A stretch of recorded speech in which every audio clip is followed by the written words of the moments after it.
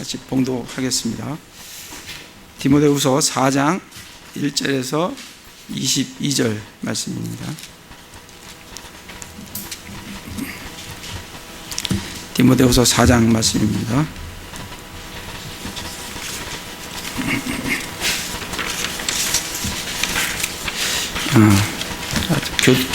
교독하도록 하시겠습니다. 제가 먼저 읽겠습니다. 그러므로 내가 하나님 앞과 주 예수 그리스도 앞에서 곧 친히 나타나실 때에 자신의 왕국에서 산자와 죽은 자를 심판하실 분 앞에서 내게 명하노니,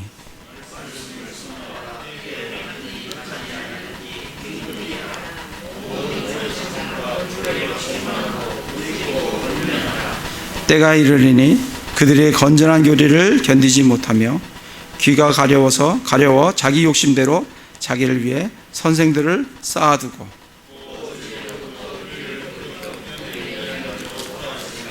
그러나 너는 모든 일에서 깨어있고 고난을 견디며 복음 전도자의 일을 행하고 내 사역을 온전히 입증하라.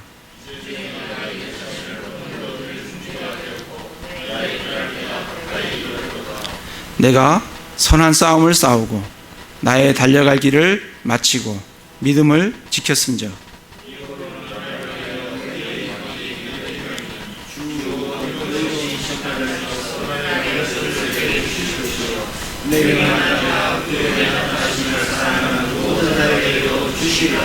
너는 곧 내게 오도록 힘쓰라.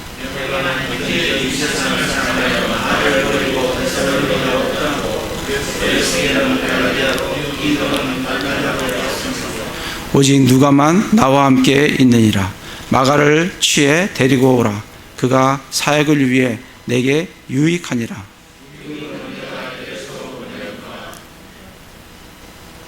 내가 올 때 내가 드로아에서 가보에게 맡겨놓은 겉옷을 가져오고 또 책들을 가져오되 특별히 양피지들을 가져오라.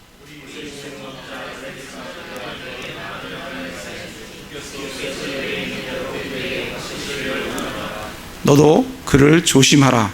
그가 우리의 말들을 크게 대적하였느니라.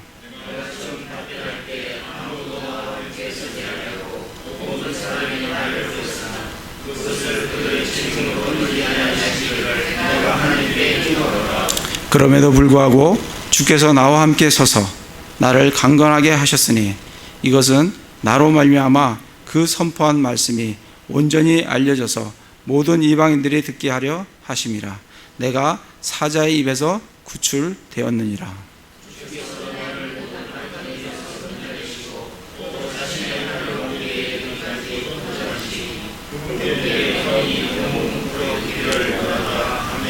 브리스가와 아굴라와 및 오네시보로의 집안 사람들에게 문안하라.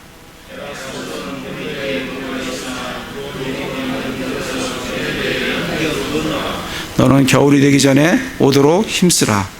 유볼로와 부덴과 리노와 글라우디아와 모든 형제들이 내게 인사하느니라.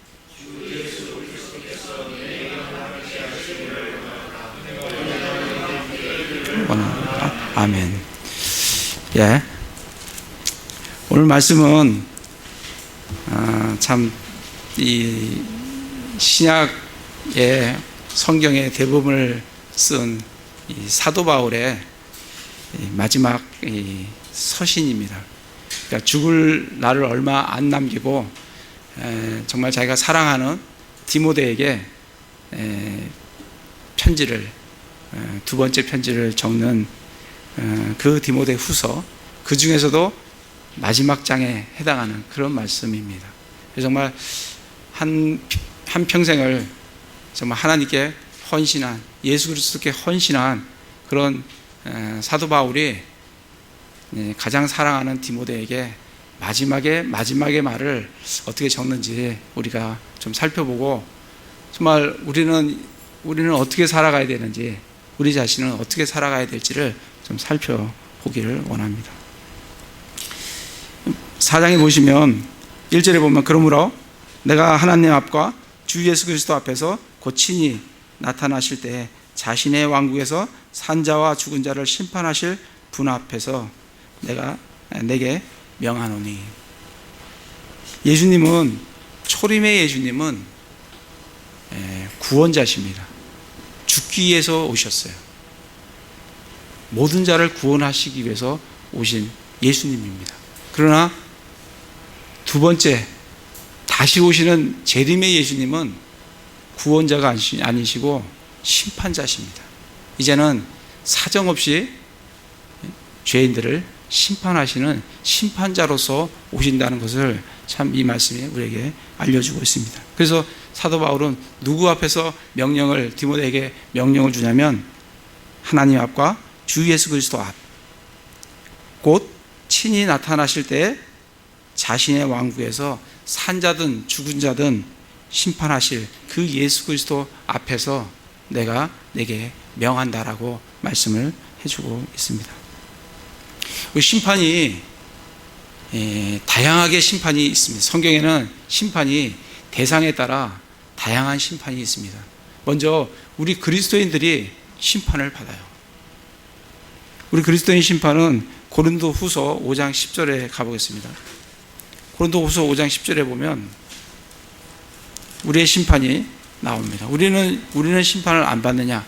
그렇지 않아요. 우리도 심판을 받습니다. 고린도 5장 10절에 보면, 고린도후서 5장 10절입니다.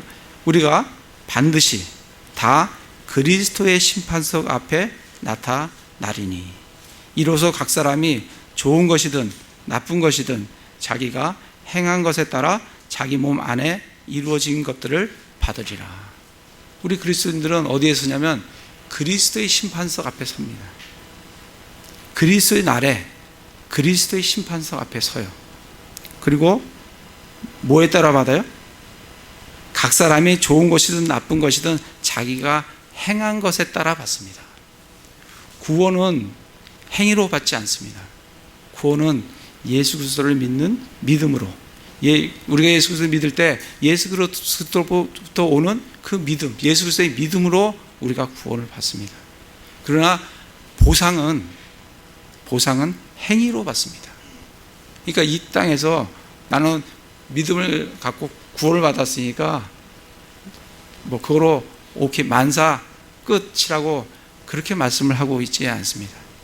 구원받은 성도들이 이 땅에서 어떻게 살아가야 될지, 나중에 예수 그리스도의 심판석 앞에 우리가 설 때 우리의 하나하나의 행동과 말과 모든 것에 대해서 분명한 회개보고를 한다라고 되어 있습니다. 그래서 우리 그리스도인들이 두려움 가운데 살아야 됩니다. 내가 구원을 받았어요. 구원받은 이후에 아무렇게나 사는 삶이 아니라 내가 분명히 예수 그리스도 앞에서 좋은 것이든 나쁜 것이든 자기가 행한 것에 따라 받습니다. 행한 것에 따라 받아요. 로마서 14장을 가보겠습니다. 로마서 14장 10절부터 13절에 보시면,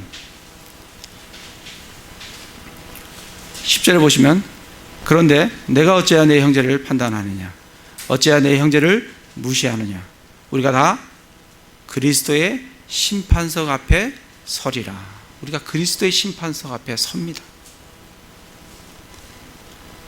11절에 보면 기록된 바 내가 살아있음을 두고 맹세하노니 모든 무릎이 내게 굴복하고 모든 혀가 하나님께 자백하리라. 주가 말하노라 하였느니라. 그러므로 이같이 우리 각 사람이 자신에 관하여 하나님께 회개보고 하리라.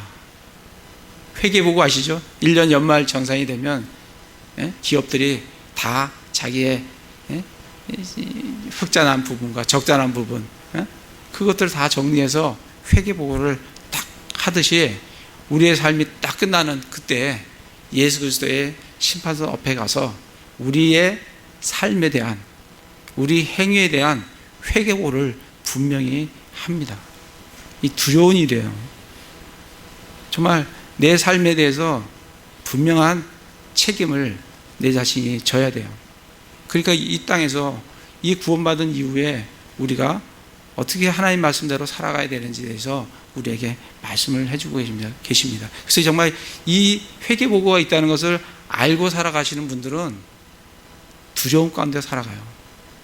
그걸 늘 기억하면서 내가 이 땅에서 내 한 걸음 한 걸음, 내 하루하루를, 한 시간 한 시간들을 내가 하나님 앞에 어떻게 살아가야 되는지를 우리에게 말씀을 해주고 계십니다. 고린도전서 가보겠습니다. 고린도전서 3장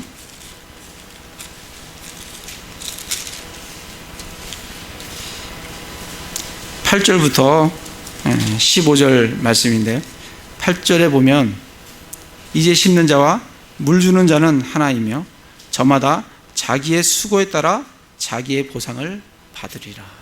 보상은 믿음에 따라 주는 게 아니고 뭐에 따라 줘요? 수고에 따라 줍니다.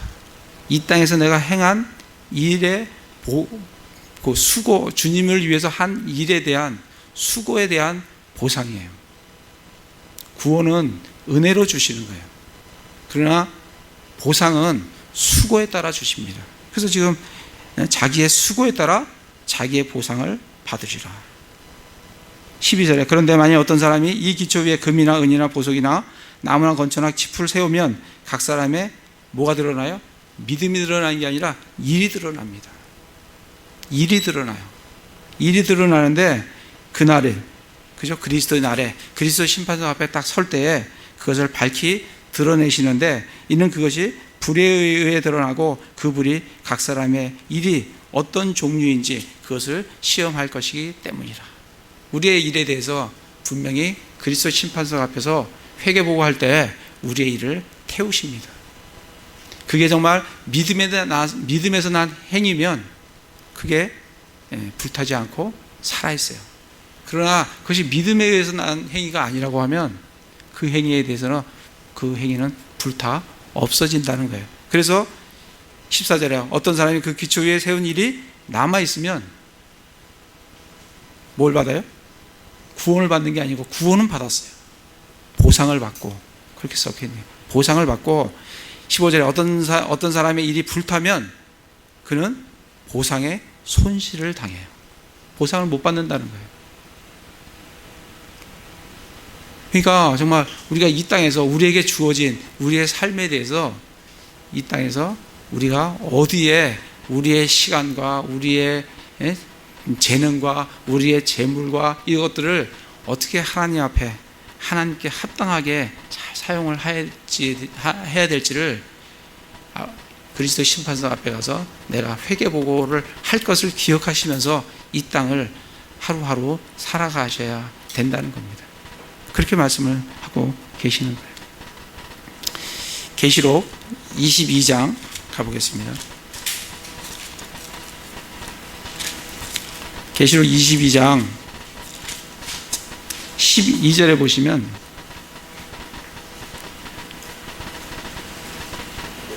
보라 내가 속히 오리니, 예수님이 다시 오십니다. 속히 오리니 내가 줄 보상이 내게 있어. 보상을 말씀하시는 거예요. 보상이 내게 있어. 각 사람에게 뭐에 따라 주세요? 그의 행위에 따라 준다는 거예요. 우리가 행위로 구원을 받지 않지만 그렇다고 해서 행위가 쓸모없는 게 아니에요. 우리가 구원은 믿음으로, 은혜로 받지만 보상은 우리가 행한 믿음의 행위에 따라 받습니다. 그래서 우리가 믿음의 우리의 삶이 중요한 거예요. 정말 얼마 남지 않은, 여러분 얼마 사시겠어요? 정말 흰머리가 시크티크 나고 머리가 빠지고 얼마, 그것은 하나님께서 사인을 주시는 거예요. 너 올 때가 얼마 안 남았다. 그 사인을 주시는 거예요. 근데 그 사인을 모르고 계속 이 세상에 뭔가를 얻을 거라고 자꾸 이 세상에 소망을 두고 이 세상의 것을 추구하면 나중에 하나님 앞에 받을 게 없는 거예요. 받을 게. 그러니까 그걸 잘 생각하셔야 돼요. 그리스도의 심판석 앞에 내가 설 날들을 잘 생각하셔야 돼요. 우리 그리스도인들은 그러한 심판이 우리에게 있습니다. 그리고 또 다른 심판이 있어요. 마태복음에 가보겠습니다. 마태복음 24장에 보면 어떤 심판이 나오냐면, 마태복음 24장 21절 21절에 어떤 심판이 있냐면 그때 큰 환란이 있으리니 세상이 시작된 이래로 이때까지 그런 환란이 없었고 이후에도 없으리라. 뭐가 있다고요? 큰 환란이 있다고요. 24장 21절입니다. 큰 환란이 있다는 거예요. 세상 이후에도 세상이 시작된 이래로 이때까지는 그런 환란이 없어요. 대환란이 있다는 겁니다. 우리는 이 대환란을 겪지 않습니다. 우리는 대환란이 오기 전에 우리는 그리스도의 날에 이 땅은 주의 날이지만 우리는 그리스도의 날로 우리는 들려 올려지게 됩니다. 죽은 자들은 먼저 부활을 하게 됩니다. 그리고 그리스도에게로 올려져서 예수님을 만나고 거기서 우리는 그리스도의 심판석 앞에 서게 돼요. 그리스도인들은 그렇게 서요. 그러나 이 땅은 주의 날이 시작이 되면서 큰 환란이 이 땅에 이제 시작이 된다는 거예요. 그 큰 환란이 믿지 않는 자들에 대한 심판이에요. 7년간 하나님께서 이 땅을 믿지 않는 자들을 심판을 하실 겁니다. 그러한 심판이 있는 거예요. 그리고 나서 마태복음 25장 그 옆으로 가서 25장 30절에 보시면 30절부터 보시면 또 어떤 심판이 있냐면 그 대환란이 다 끝나면 예수님이 이 땅에 내려오십니다. 거룩한 천사들과 함께 그리고 믿었던 그리스도인들과 함께 이 땅에 내려오세요. 내려오시면 30절에 너희는 이 무익한 종을 바깥 어두움 속에 내던지라. 거기서 슬피 울며 이를감이 있으리라 하니 사람의 아들이 예수님이 자기의 영광 중에 모든 거룩한 천사들과 함께 올 때 이때는 이 땅에 재림을 하시는 거예요. 올 때 자기의 영광의 왕좌에 앉아서 모든 민족들을 자기 앞에 모으고 이들은 대환란을 통과한 자들이에요. 모으고 목자가 염소들로부터 자기 양들을 갈라내듯 그들을 일일이 분리하여 양들은 자기 오른편에 2대 염소들은 왼편에 두리라. 그러니까 대환란 동안 짐승의 표를 받지 않고 끝까지 견딘 자들은 어디에 서게 돼요? 오른편에 서게 되는 거예요. 그러나 그 대환란 때 짐승의 표를 받고 견디지 못한 사람들 그러나 살아남았어요. 그 자들은 어디서요? 왼편에 서게 된다고요. 그들을 심판을 하시겠다는 거예요. 그래서 34절 그때 왕이 자기 오른편에 있는 자들에게 믿음으로 끝까지 대환란을 견딘 자들, 우리들은 여기에 들어가지 않습니다. 여기는 믿지 않는 자들인데 7년 대환란을 견딘 자들이에요. 여러분 그건 견디기가 너무 힘든 거예요. 못 견딥니다. 어떻게 그걸 견디는 사람은 대단한 거예요. 이 사람들도. 근데 그 사람들에게 오른편에 있는 자들에게 오라 내 아버지께 복받은 자들아 너희는 세상의 창건 이후로 너희를 위하여 예비된 왕국, 이게 이제 땅에 서는 하늘의 왕국이에요. 이 땅의 하늘의 왕국을 상속받으라는 겁니다. 그리고 41절에 보면 그때 그가 왼편에 있는 자들에게 끝까지 견디지 못한 자들, 짐승의 표를 받고 타협한 자들, 그들에게는 저주를 받은 자들아 너희는 내게서 떠나 마귀와 그의 천사들을 위하여 예비된 영존한 불에 들어가라 하고 지옥불로 던져 넣으시겠다는 거예요. 이게 천년왕국, 그러니까 하늘의 왕국이 시작되기 직전에, 바로 전에, 대환란 이후에 바로 끝날 그때 그 시점에 민족들을 심판하시는 겁니다.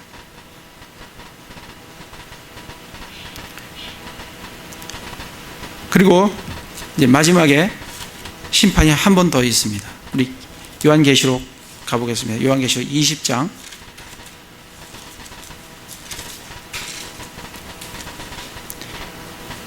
20장에 보시면 이제 천년왕국이 시작됐어요. 아까 예수님께서 거룩한 천사들과 함께 그의 왕좌에 앉아서 민족들을 심판하시겠다고 하셨어요. 그리고 하늘의 왕국이 시작이 돼서 그 하늘의 왕국은 몇 년 동안 지속되냐면 1000년간 지속돼요.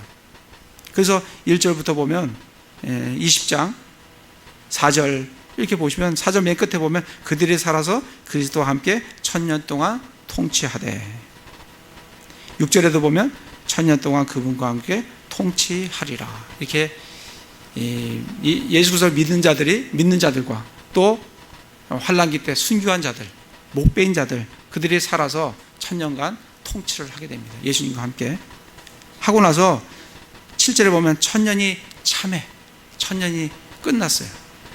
6절과 7절 사이에는 이게 1000년이라는 시간이 흐른 거예요. 1000년이 참회, 사탄이 풀려나게 됩니다. 그리고 나서 11절에 또 내가 크고 큰 흰 왕자와 그분 위에 앉으신 분을 보니, 하나님께서 큰 왕자 위에 앉으셔서 천년 왕국이 끝나는, 하늘의 왕국이 끝나는 그 시점에 심판이 또 있다는 거예요. 어떤 심판이냐면 12절에 또 내가 보니 봄에 죽은 자들이 작은 자나 큰 자나 할 것 없이 하나님 앞에 서 있는데, 책들이 펴져 있고 또 다른 책이 있었으니 그 생명책이라. 죽은 자들의 부활이에요. 이제 죽은 자들이 다 살아납니다. 그들이 누구 앞에서? 흰 왕자 하나님 앞에서 죽은 자들이 부활해서 심판을 받게 됩니다. 보시면 죽은 자들이 다 자기 행위에 따라, 이들이 행위에 따라 심판받아요. 책들에 기록된 그것들에 근거하여 심판을 받았더라. 바다가 자기 속에 있던 죽은 자들을 내주고 부활한다는 거예요. 사망과 지옥도 자기 속에 있던 죽은 자들을 넘겨주매 그들이 각각 자기 행위에 따라 심판을 받았고, 이게 마지막 심판이에요. 하늘 왕국이 끝나는 그 시점에 믿지 않고 죽었던 자들의, 죽은 자들의 부활로 그들을 하나님께서 심판을 하신다는 것을 우리에게 보여주고 계십니다. 다시 디모데후서에 와서, 그래서 지금 사도 바울이 지금 4장 1절에 그러므로 내가 하나님 앞과 주 예수 그리스도 앞에서 곧 친히 나타나실 때 자신의 왕국에서 산자와 죽은 자를 심판하신다는 거예요. 살아있는 자, 아까 민족들의 심판을 보셨죠? 그리고 죽은 자들 1000년 후에 죽은 자들을 다 부활시켜서 하나님 앞에서 심판을 하시겠다는 거예요. 그 앞에서 내가 내게 명하노니, 그렇게 이제 말씀을 해주고 있습니다. 그 심판이 그렇게 진행이 됩니다. 우리도 우리에게 심판이 있다는 것을 기억하시고 자기에게 주어진 그 시간들을 하나님께 합당하게 사용하시길 바랍니다. 그러면서 사도 바울이 2절에 디모데에게 명령을, 그분 앞에서 명령을 주는데, 무슨 명령을 주냐면 말씀을 선포하라. 때에 맞든지 맞지 아니하든지 긴급히 하라. 모든 오래 참음과 교리로 책망하고 꾸짖고 권면하라. 제일 먼저 주는 게 뭐냐면 말씀을 선포하라는 거예요. 때에 맞든지 맞지 아니하든지, 시즌이 됐든 시즌이 되지 않았든, 우리 그런 거 있잖아요. 뭐 스키 시즌이다 그러면 스키는 그 시즌에만 타잖아요. 그죠? 그리고 뭐 여름에 시즌이면 해변가 가는 게 시즌이 있잖아요. 근데 말씀 전하는 데는 그런 시즌이 없다는 겁니다. 시즌이 있든 되든 안 됐든 간에 우리가 긴급히 해야 될 것은 말씀을 선포하라는 겁니다. 사도행전 9장을 한번 가보겠습니다. 사도 바울이 회심을 딱 한 이후에 제일 먼저 했던 게 뭔지 우리가 한번 살펴보도록 하겠습니다. 사도행전 9장 20절에 보면 사도 바울이 다마스커스 동산에서 눈이 멀었어요. 그래갖고 눈이, 아나니아가 안수함으로 그 눈이 떠졌어요. 그래갖고 9장 20절에 즉시 눈이 떠져 나온 즉시 이제 강건해지고 음식을 먹고 강건해졌어요. 19절에. 그리고 나서 20절에 즉시 회당에 들어가서 뭐 했냐면 그리스도를 선포했어요. 그리스도 선포하되 그분이 하나님의 아들이심을 선포했다는 거예요. 그러니까 말씀을, 사도 바울이 디모데에게 말씀을 선포하라라고 한 그 의미는 뭐냐면 예수 그리스도를 선포하라는 거예요. 사도 바울도 회심을 딱 하고 나서 선포한 게 뭐냐면 예수님이 하나님의 아들이시다, 그거 선포한 거예요.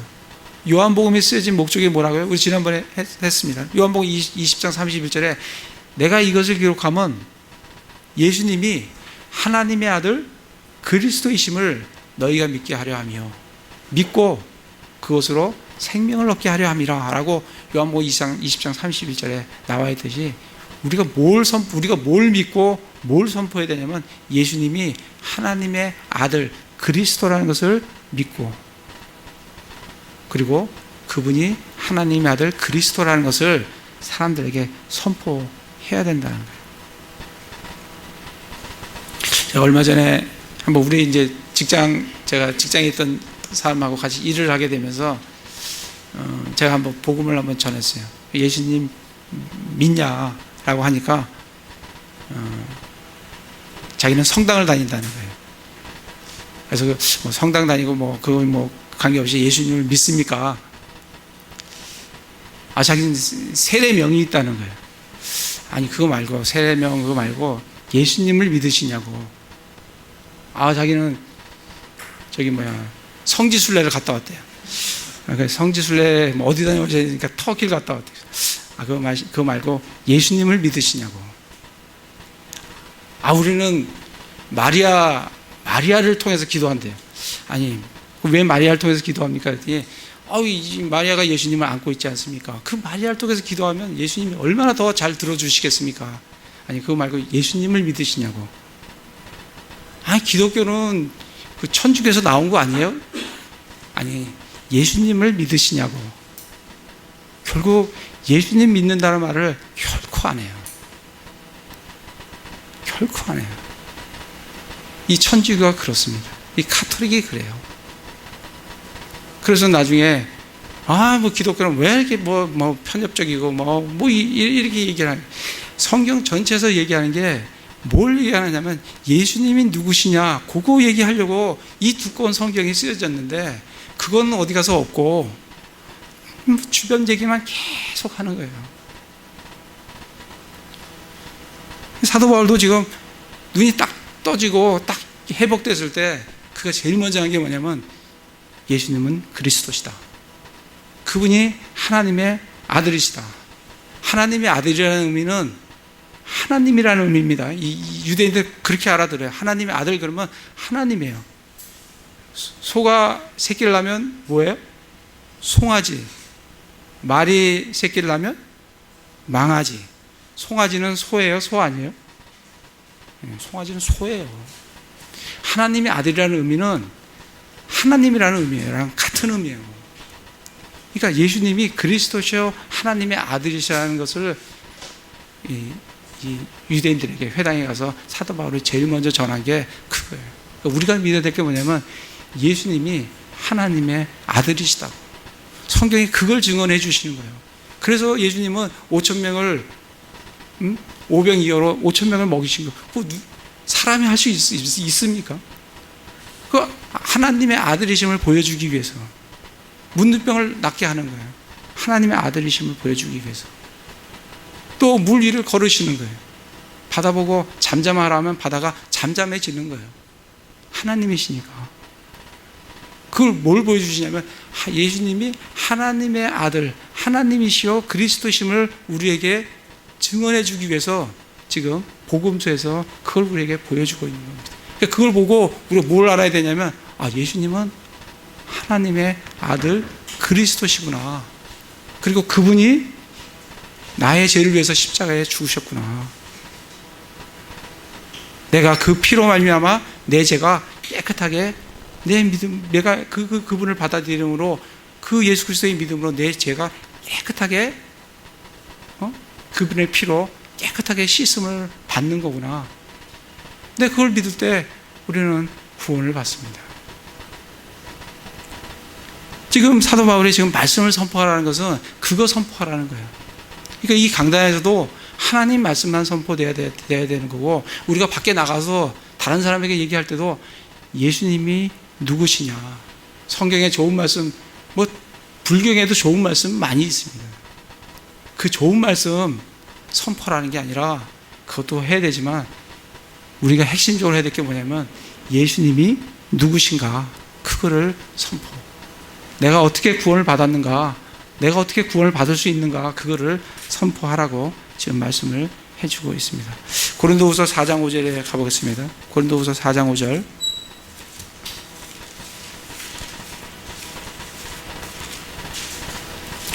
고린도후서 4장 5절에 보면 사도 바울이 우리는 우리 자신을 선포하지 아니하며 오직 주 대신 그리스도 예수님과. 사도 바울이 선포한 게 뭐예요?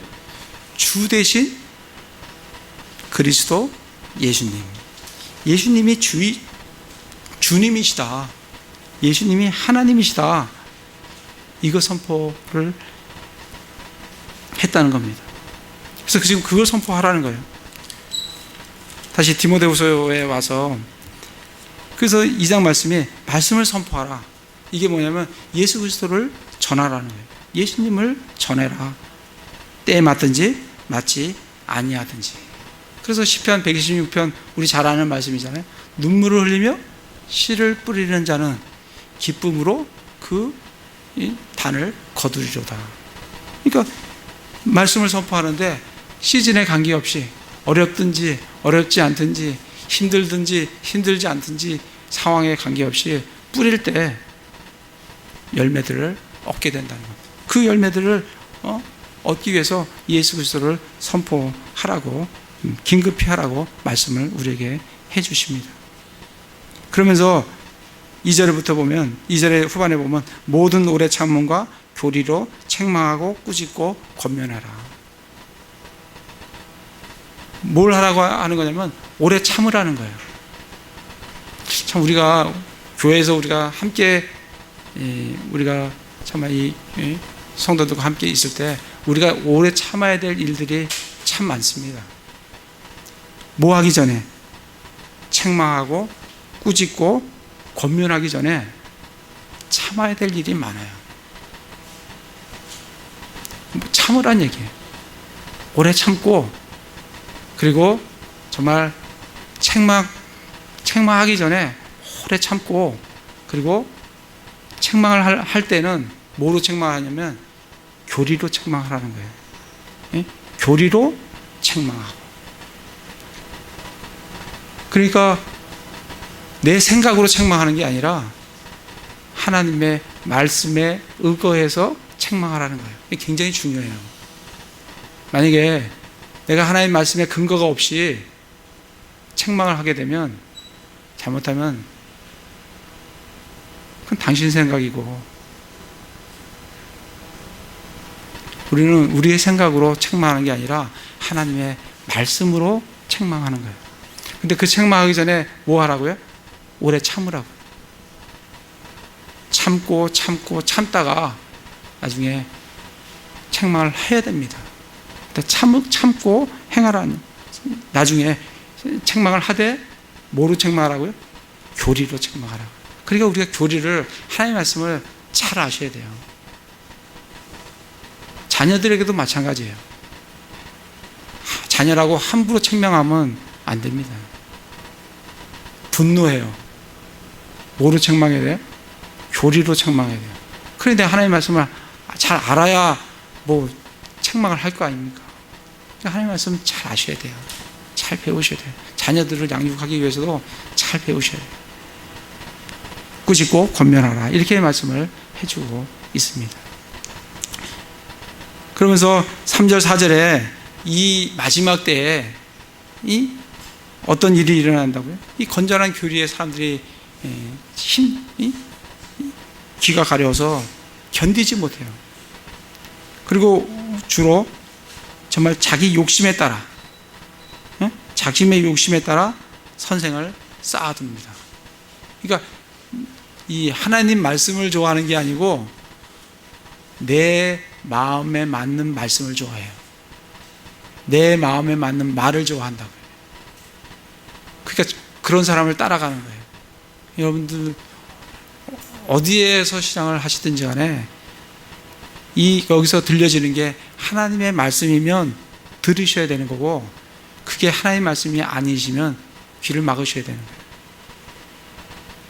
그러니까 하나님의 말씀을 들으셔야지 무슨 좋은 덕담 들으러 오신 거 아니에요. 덕담 들으시려면 TV 봐도 덕담 하는 사람 많습니다. 저기 절에 가도 덕담 해주는 사람들 많아요. 우리는 하나님의 말씀을 들으려고 왔어요. 그리고 하나님의 말씀을 들으셔야 돼요. 그러면서 사도 바울에게 5절에 다시 또 명령을 해요. 그러나 너는 모든 일에서 깨어있고 고난을 견디며 복음 전도자의 일을 행하고 내 사역을 온전히 입증하라. 그래서 우리는 우리의 사역을 입증을 해야 돼요. 이 사역이 하나님의 사역이라는 것을 입증을 해야 돼요. 아니, 그것이 입증이 안 되면 우리 이 사역 그만해야 됩니다. 하나님의 사역이 아닌데 이거 뭐하러 하겠어요? 아무 의미가 없어요. 하나님 앞에 아무런 대가를 받지 못하는 사역이에요. 그러니까 그 사역이 정말 하나님의 사역이냐 이런 것을 입증을 하라는 거예요. 어떻게 입증을 해요? 2절부터 그 사역이 말씀을 선포하는 사역이냐, 말씀을 선포하라 했잖아요. 때에 맞든지 안 맞든지 말씀을 선포하는 사역이냐, 그 강단에서 말씀이 선포되어지고 있느냐, 오래 참고 교리로 책망하고 꾸짖고 권면하고 있느냐, 그리고 5절에 잠깐 깨어 있느냐, 복음의 고난을 견디고 있느냐, 전도자의 일을 행하고 있느냐, 그걸 통해서 이 사역이 하나님의 사역인지 아닌지를 우리가 입증을 해야 된다. 그 입증을 하라는 거예요. 참 고난을 견딘다는 게 지금 사실 우리 이 민주주의, 자유민주주의 이 땅에서는 고난이 별로 없어요. 없는 것 같아요. 그런데 사실 외부로부터 오는 고난만 고난이 아니잖아요. 이 세상에 우리를 얼마나 많이 우리를 유혹하는지 몰라요. 그렇잖아요? 눈만 돌리면 우리로 하여금 탐욕을 우리에게 일으키도록 유혹하는 게 너무 많아요. 이 땅에.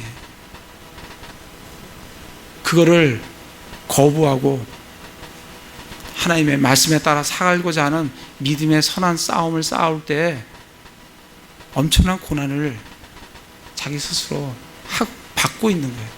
그 고난을 감당하느냐는 거예요.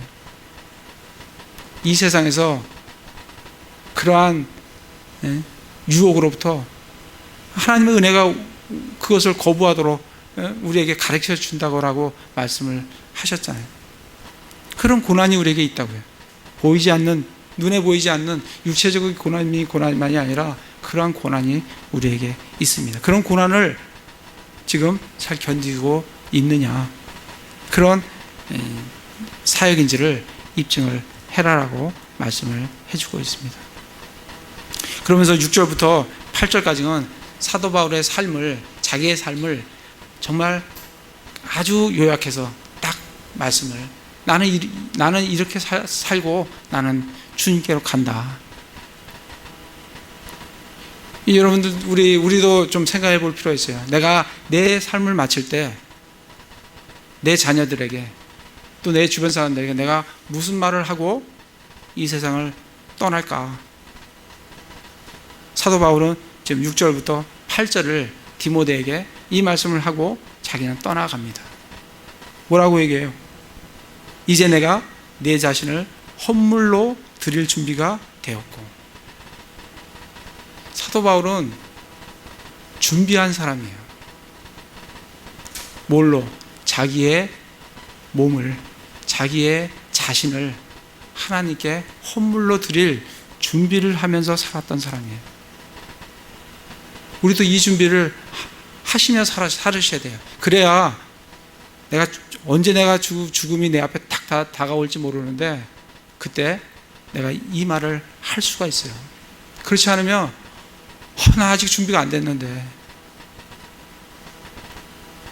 그게 아니라 내가 떠날 준비가 돼 있다. 내가 이제 하나님께 내 자신을 희생물로 드릴 준비가 다 되어 있다.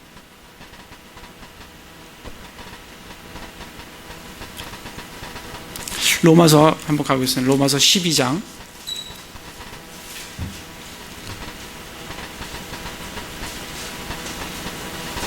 1절 2절에 보면,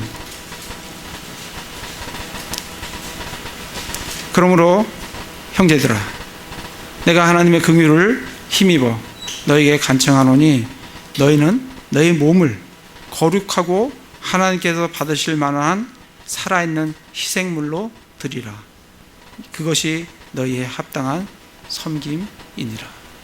우리의 몸을 하나님이 기뻐하시고, 그리고 몸을 거룩하고 하나님께서 받으실 만한 살아있는 희생물로 날마다 드리고 있는 분들은 날마다 드릴 준비가 되어 있는 분들이에요. 2절에 보면 너희는 이 세상에 동화되지 말고 오직 너희 생각을 새롭게 함으로 변화를 받아 하나님의 그 선하시고 받으실 만하며 완전한 뜻이 무엇인지 입증하도록 하라. 내 생각이 주로 뭐에 사로잡혀 있으세요? 자신의 생각이 자신입니다. 내가 주로 하루 동안에 뭘 많이 생각하느냐, 그게 자기 자신이에요. 주로 돈에 관련된 걸 많이 생각하시면 그런 분이에요. 육신적인 걸 많이 생각하면 자기 자신이 그런 사람이라고. 정말 매일 생각하는 게 하나님의 말씀이고, 하나님의 말씀에 따라 어떻게 살 수 있을까라고 생각하면 그가 그런 사람이라고. 우리는 그런 사람을 살 때 내가 떠날 준비를 지금 준비하고 있는 거예요. 그럼 언제 내 생애가 끝날지 모르지만 딱 끝나게 될 때 사도 바울과 같이 내가 내 자신을 헌물로 드릴 준비가 되었고, 그렇게 우리가 고백할 수 있으시길 바랍니다. 다시 디모데후서에 와서 사도 바울은 6절에 보면 이제 내가 내 자신을 헌물로 드릴 준비가 되었고, 준비한 사람이에요. 나의 떠날 때가 가까이 이르렀도다. 이게 지금 사도 바울이 이게 언제 쓰여진 거냐면 65년도에 썼어요. 근데 빌립보서는 언제 썼냐면 빌립보서는 62년도에 썼어요. 근데 빌립보서에 사도 바울이 62년도에 썼을 때 뭐라고 얘기하냐면, 한번 가보겠습니다. 빌립보서 1장. 이 3년 사이에 참 사도 바울의 이 삶의 변화가 있는 거예요. 빌립보서 1장 23절에 보면, 떠나서 그리스도와 함께 있기를 바라며 내가 둘 사이에 끼어 있느니라. 사도 바울이 지금 떠나고 싶어요. 어디로? 하늘 왕국으로. 자기의 몸을 떠나서 자기의 혼이 하늘 왕국에 가고 싶어요. 그러니까 사도 바울은 떠나서 어디에 그리스도와 함께, 저 하늘 왕국에 계신 그리스도와 함께 있기를 잘 바라요. 그러나 내가 둘 사이에 끼어 있느니라. 떠나는 것도 있고 이 육신 안에 아직까지 이 땅에 머물러야 될 그 둘 사이에 자기가 딱 끼어 있어요. 뭐라고 얘기하냐면 그것이 훨씬 더 좋으나, 떠나서 그리스도와 함께 내 혼이 거하는 것이 좋으나, 그러나 너희를 위해, 그럼에도 불구하고 육체 안에 거하는 것이 너희를 위해 더 필요하다. 그렇기 때문에 자기는 지금 이 땅에 아직까지 해야 할 일이 있기 때문에 남아있겠다는 거예요. 이게 62년도에 사도 바울의 생각이에요. 사도 바울의 마음이에요. 근데 3년 후에 65년도에는 사도 바울이 뭐라고 해요? 나는 떠날, 오늘 말씀에 보시면 내가 드릴 준비가 되었고 떠날 때가 가까이 이르렀도다. 이제는 여기에 있어야 될 이유가 없이 내가 주님께로 갈 때가 이제 다가왔다. 그래서 사도 바울은 얼마 안 있다가 네로 황제에게 처형을 당하게 되는 겁니다.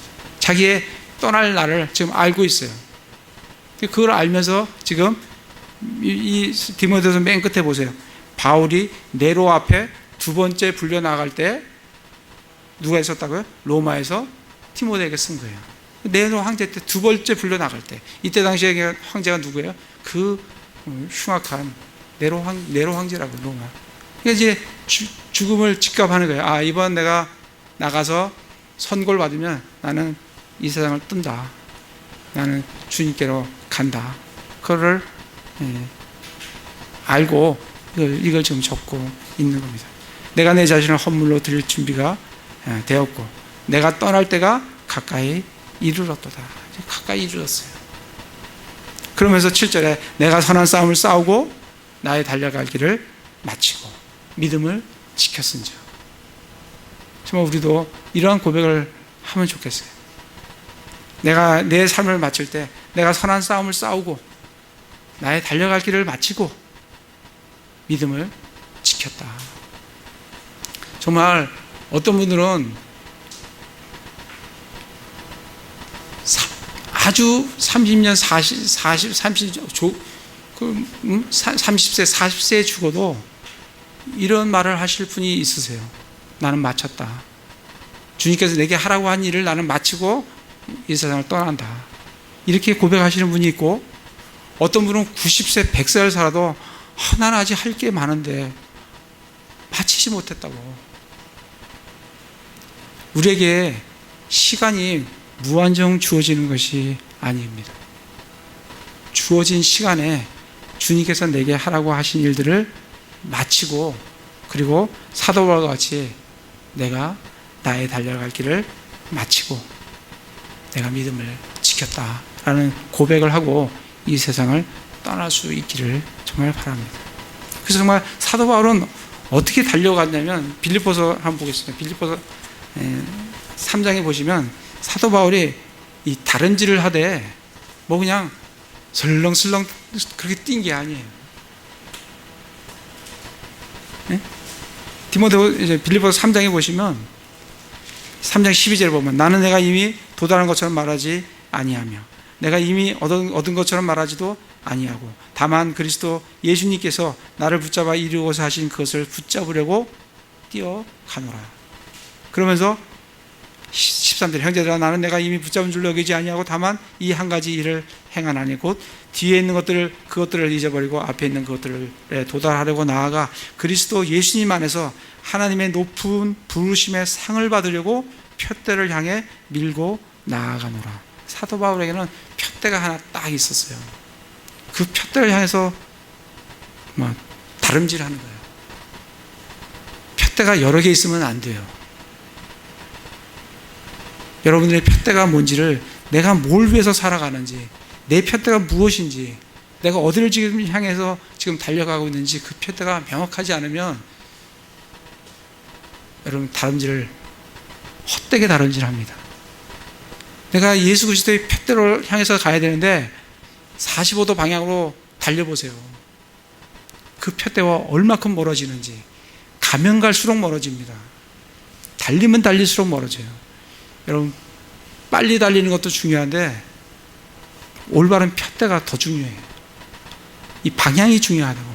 그 대신 방향이 설정이 제대로 됐으면 그때는 전심전력으로 달리셔야 돼요. 그래야 사도 바울 같은 그런 고백을 하면서 우리가 이 땅을 떠날 수가 있어요. 뭐라고 얘기해요? 그리스도 예수님 안에서 하나님의 높은 부르심의 상을 받으려고 푯대를 향하여 밀고 나아간다. 그렇게 사도 바울이 고백을 하고 있습니다. 다시 디모데 후서로 와서, 그래서 사도 바울은 내가 선한 싸움을 싸우고 나의 달려갈 길을 마치고 믿음을 지켰은즉 이후로는 나를 위하여 의의 관이 예비되어 있나니 주 곧 의로우신 심판자께서 그날에 그것을 내게 주실 것이요 내게만 아니라 그분의 나타나심을 사랑하는 모든 자에게도 주시리라. 자기를 위해서 뭐가 예비됐다고요? 의의 관이 예비되어 있다는 거예요. 그 누구에게만, 자기에게만 줄 것이 아니라, 주실 것이 아니고 예수 그리스도를 예수 그리스도의 나타나심을 사모하는 자들에게도 그들에게도 그 의회관이 동일하게 주어진다는 거예요. 그러니까 상은 사도 바울만 받는 게 아니에요. 우리도 다 받을 수가 있어요. 내가 어떻게 이 세상을 살아가느냐에 따라서 내가 하나님으로부터 예수 그리스도 심판석 앞에서 내가 관을 받게 된다. 그게 성경에는 5개의 관이 있어요. 그게 고린도 전서에 보면 나중에 한번 찾아보십시오. 고린도전서 9장 24절 25절에 보면 무슨 관이 나와요? 썩지 않을 관이 나온다고요. 이 썩지 않을 관을 받을 사람은 어떻게 해야 돼요? 자기 자신을 절제해야 돼요. 이 달리는 사람이, 이 운동선수가 절제하지 못하면 그는 운동선수의 일단 이 기본 자격에서 박탈이 될 수가 없는 거예요. 그러니까 썩지 않을 관을 얻을 사람은 자기 자신을 절제할 줄 알아야 돼요. 내 시간을 절제하면서 사용하고, 내 재물을 절제하면서 사용하고, 내 몸을 드려야 될 곳과 드리지 말아야 될 곳이 있는 것을 절제하면서 사셔야 된다고. 그래야 나중에 그리스도 심판석 앞에 가서 썩지 않을 관을 받으신다. 두 번째는 데살로니가전서 4장 19절, 2장 19절 20절에는 환희의 관이에요. 그 환희의 관은 누구에게 주어지냐면 복음을 전한 사람들. 여러분이 복음을 전했으면 그 복음으로 말미암아 그들이 예수 그리스도를 믿게 되었을 때 나중에 예수 그리스도 앞에 가서, 그 심판상 앞에 가서 그들이, 예수님께서 그들을 그 앞에 보여주실 거예요. 네가 너의 복음으로 인해서 이들이 너의 말을 듣고 이들이 구원받았다. 그 사람들이 뭐라고요? 나의 환희의 관이 된다고요. 그게 데살로니가전서 2장 19절 20절 말씀이에요. 그리고 세 번째 관은 오늘 말씀에 예수 그리스도를 나타나심을 사모하는 거예요. 그러면 의의 관, 이 땅에 소망을 두지 않고 자꾸 이 땅 것을 생각하면 예수 그리스도가 나타나심이 소망이 안 돼요. 이 땅에 소망이 없어야 예수 그리스도가 아멘 주 예수여 어서 오시옵소서, 그게 소망이 된다고요. 그 소망 가운데 살아가는 사람에게 뭘 준다고요? 의의 관을 주신다고요. 네 번째는 야고보서 2장 12절에 생명의 관이에요. 우리가 이 땅을 살아가다 보면 우리에게 고난이 닥쳐요. 환난이 닥쳐요. 어려워요. 핍박이 있어요. 그거 견디라는 거예요. 그거 잘 견디면 그거에 따라서 내가 너에게 생명의 관을 주겠다는 겁니다. 그리고 마지막 베드로전서 5장 1절에 4절에서는 영혼들을 말씀으로 그들을 잘 먹이고 그들을 잘 양육하라는 거예요. 여러분들 말씀을 잘 배우셔서 여러분 주변들에게 복음 전할 뿐만 아니라 그 사람을 이 말씀으로 잘 양육하는 거예요. 그러면 무슨 관이 주어져요? 영광의 관이 주어진다라고 베드로전서의 5장 1절에 4절에서 나오는 말씀이에요. 이 5가지 관이 있어요. 이 관을 잘 보시면 2가지로 구분되어 있어요. 2개는 사역에 관한 관이고 3가지는 내 자신에 관한 관이에요. 복음을 전하고 사람들 양육하는 그 환희의 관과 영광의 관은 우리가 사역을 어떻게 하느냐에 따라서 받는 관이에요. 그러나 나머지 3개는 그렇지가 않아요. 내가 얼마나 내 삶을 절제했느냐, 내가 얼마나 예수 그리스도의 나타나심을 소망 가운데 살아갔느냐, 내가 환난을, 핍박이 있을 때 내가 얼마나 그걸 잘 견뎌내느냐, 믿음으로 잘 견뎌내느냐, 그거에 따라 주어지는 상이에요. 정말 우리 그리스도 심판상 앞에 가면 어떤 분은 이 5가지 상을 다 받는 오관왕이 있을 수도 있고 어떤 분은 관이 하나도 없는 분도 있어요. 그것을 기억하시라고. 여러분의 시간이 그렇게 많이 있는 시간이 아닙니다. 그래서 그 관들을 생각하면서, 그래서 사도 바울이 하나님의 높으신 부르심의 상을 받으려고 표들을 향하여 밀고 나아간다라고 빌립보에서 나간 이유가 사도 바울에게는 명확한 표대가 하나님께서 높으신 부름의 상의 푯대가 그에게는 딱 있었어요. 여러분, 이 땅에서 먹고 사는 게 그 중요한 거 아니에요. 다 먹이신다 그랬어요. 절대 굶지 않습니다. 그러나 이 5가지의 이러한 것에 자기 자신을 드리면 그에게는 예수 그리스도 앞에 분명한 상급이 주어진다라고 우리에게 계시로 말씀을 해주시는 거예요. 이걸 믿고 이대로 하시는 분에게는 상급이 주어지는 거예요. 다시 디모데 후서에 와서, 그러면서 9절부터 보시면 사도 바울이 맨 마지막에 정말 마지막까지 사도 바울과 함께 하는 사람들이 어떤 사람들인가, 그걸 우리가 잘 볼 수가 있어요. 9절에 보면 너는 곧 내게 오도록 힘쓰라. 디모데에게 오도록 힘쓰라는 얘기예요. 디모데가 지금 어디에 있습니까? 에베소에 있어요. 에베소에서 감독이에요. 교회를 지금 하고 있는데 오라는 거예요. 그 대신 누굴 보낸다고요? 12절에 두기고를 내가 에베소로 보낸다. 두기고가 에베소 맡게 하고 너는 내게로 오라는 거예요. 사도 바울이 참 디모데를 보기를 원했어요. 그에게 뭔가를 또 말씀을 나누고 그에게 뭘 해주고 싶어서 아무튼 그를 불렀어요. 10절에 보면 데마는 현재 이 사람을 사랑하여 나를 버리고 데살로니가 떠났고, 이 데마가 보면 골로새서에도 보고 빌립보서에도 보면 사도 바울의 데마를 누가와 함께 소개하는 걸 볼 수가 있어요. 데마가 보통 사람이 아니에요. 누가와 함께 소개할 정도면 영적으로 굉장히 성숙되어 있는 성장한 사람이라는 것을 우리가 알 수가 있어요. 근데 어떻게 됐다고요?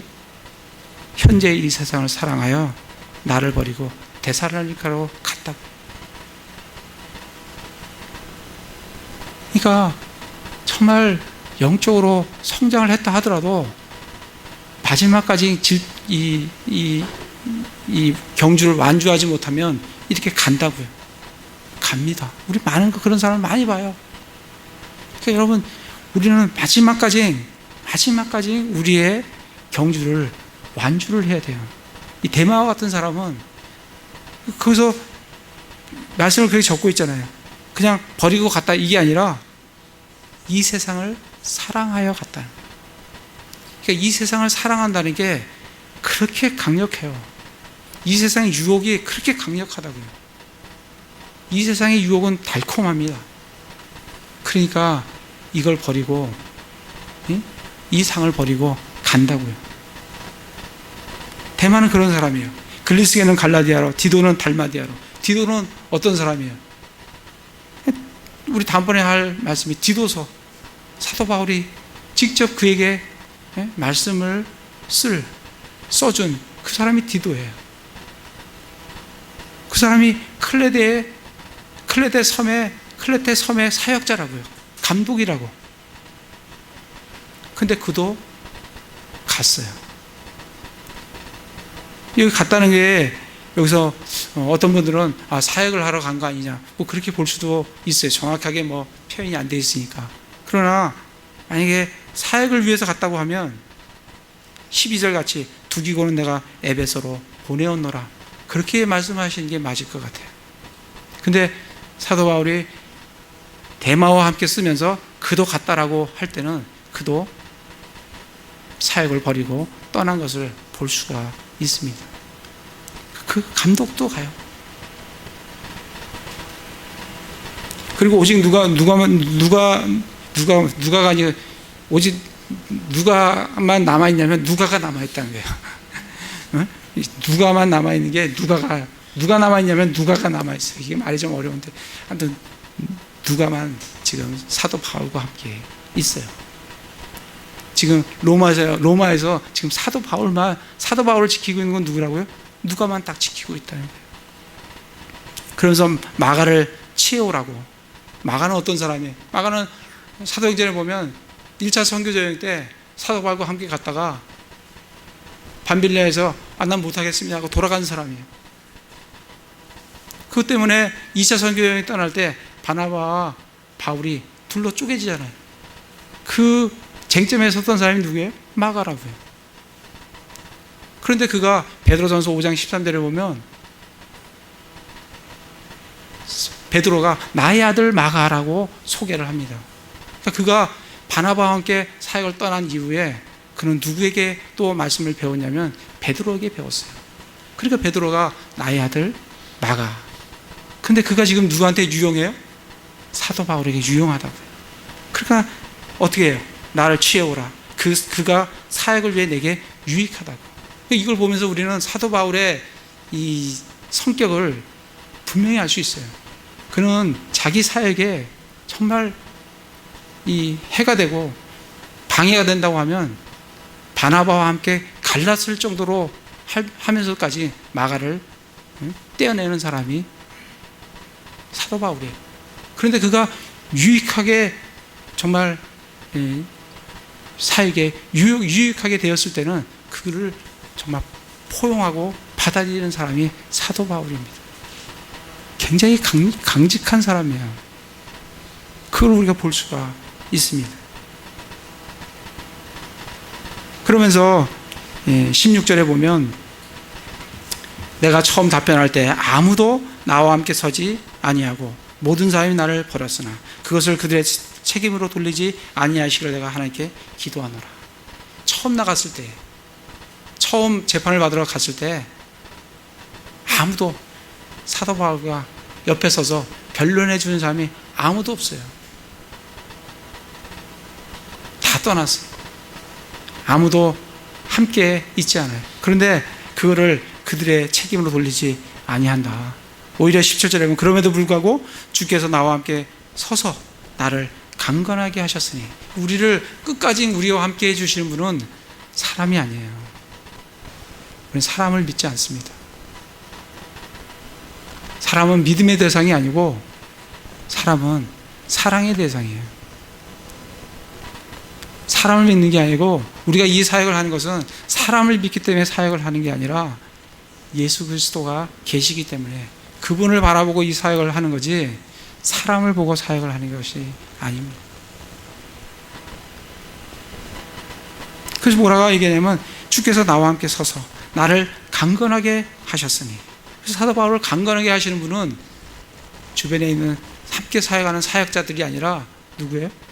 예수님이 강건하게 해줘요. 이것으로 말미암아, 이것은 나로 말미암아 그 선포한 말씀이 온전히 알려져서 모든 이방인들에게 선포되어지고 내가 사자의 입에서 구출되었느니라. 이 사자는 사탄이에요. 울부짖는 사자로 나타난 사탄에서 나를 건져 주셨다는 거예요. 18절에 주께서 나를 모든 악한 일에서 건져내시고 또 자신의 하늘 왕국에 이르기까지 보존하시리니 그분께 영광이 영원토록 있기를 원하노라.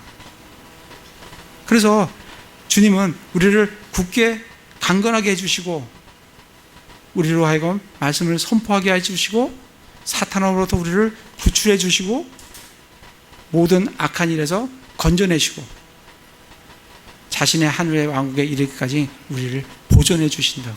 그 주님이 우리와 함께 계신다는 거예요. 그래서 마태복음 28장 19절 20절에 그러므로 너희는 가서 모든 민족을 가르치고 아버지와 아들과 성령의 이름으로 침례를 주며 내가 너에게 분부한 모든 것을 가르쳐 지키게 하라. 볼지어다 내가 세상 끝날까지 너희와 항상 함께 있으리라 하시니라. 우리는 그 약속을 붙들고 주님이 우리와 함께 하신다는 것을 붙들고 이 험악한 이 세상을 주님을 의지하면서 살아가는 게 우리들이에요. 그래서 정말 주님이 그렇게 사도 바울에게 그렇게 해주셨고 또 우리에게도 그렇게 해주십니다. 그리고 정말 사도 바울이 고백했던 것 같이 내가 헌물로 드릴 준비가 되었고 떠날 때가 가까이 이르렀고 선한 싸움을 다 싸우고 내가 믿음을 지키고 이제 내가 달려갈 길을 다 마쳤다 라고 그런 고백을 했듯이 우리도 그런 고백을 준비할 것을 준비하면서 살아가시는 형제 자매님들 다 되시기를 기도를 드립니다. 네, 제가 기도하겠습니다.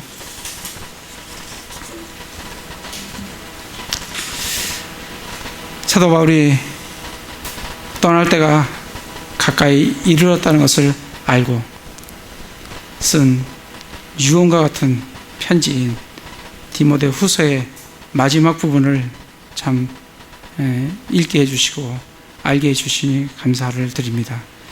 자신을 혼물로 드릴 준비가 되었고 선한 싸움을 다 싸우고 달려갈 길을 마치고 믿음을 지켰다라고 말씀을 해주십니다. 우리도 매일 이 땅을 떠나 주님께 갈 준비를 하면서 믿음의 선한 싸움을 싸우고 우리가 달려가야 할 길인 그리스도 예수님 안에서 하나님의 높은 부르심의 상을 받으려고 푯대를 향하여 밀고 나아가는 그런 삶을 살게 하여 주시옵소서. 오늘도 우리 재물의 일부를 거룩히 구별하여 하나님께 올려드립니다. 받아주시옵소서. 우리 주 예수 그리스도 이름으로 기도드립니다. 아멘.